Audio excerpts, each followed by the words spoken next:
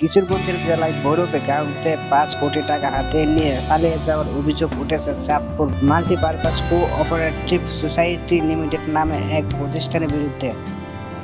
সমবায় অধিদপ্তরের নিবন্ধন নেওয়ার এক প্রতিষ্ঠানে বিনিয়োগ করে প্রতারণার শিকার হয়ে পথে বসেছেন উপজেলা চাঁদপুর গ্রামের কয়েক শত গ্রাহক। এ বিষয়ে উপজেলা সমবায় কর্মকর্তা রুবাইয়া বেগম জানান, অভিযোগ প্রমাণিত হলে সমিতির নিবন্ধন বাতিল করা সহ সমিতির ম্যানেজিং কমিটির বিরুদ্ধে অর্থ আত্মসাৎ আইনে মামলা হবে। বিশেষ করে অর্থ আত্মসাতের দায়ে তাদের বিরুদ্ধে মামলা হবে। বিষয়টি তদন্ত করে প্রয়োজনীয় পদক্ষেপ গ্রহণের কথা জানিয়েছেন উপজেলা নির্বাহী কর্মকর্তা শবনম পারভীন। প্রতারণার মামলাটা আসলে ফৌজদারি কার্যবিধিতে মামলা দায়ের করতে হয়।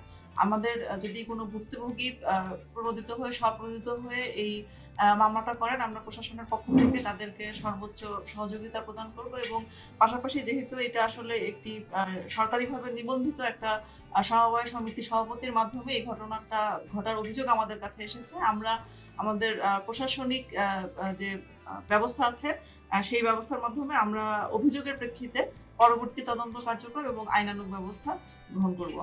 ভুক্তভোগীরা জানান, 2010 সালে ভৈরব উপজেলা শিমুলকান্দি ইউনিয়নের সমবায় অধিদপ্তর কর্তৃক অনুমোদিত Chandpur multipurpose cooperative society limited প্রধান কার্যালয় গড়ে তোলে যা আলমগীর।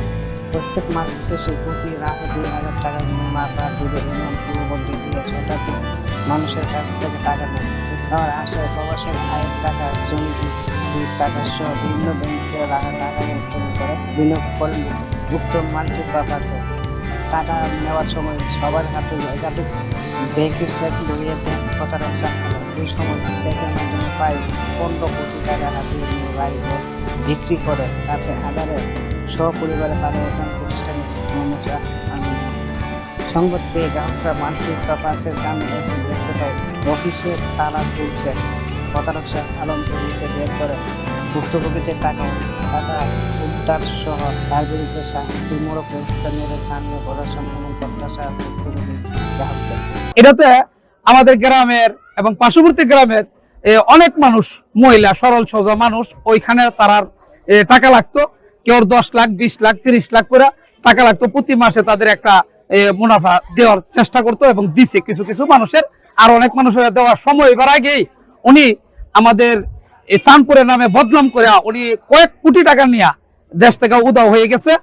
টাকা আমি মারো সরাইলাছি, আপনার দ্বারা 4 লাখ, 5 লাখ, 2 লাখ, 50,000 এমন ভাবে সরাইলাছি। আমার ছেলে সৌদি আরব কাম করছে পরে 35,000 টাকা, 40,000 টাকা দিছে জুবাইলের। এইটা টাকা যা আছে সব টাকা জুবাইলে দিতে পারবো আমি। টাকা দিতে কত আমার জুবাইলে 5 টাকাটা দিয়ে নিচ্ছে ওরা।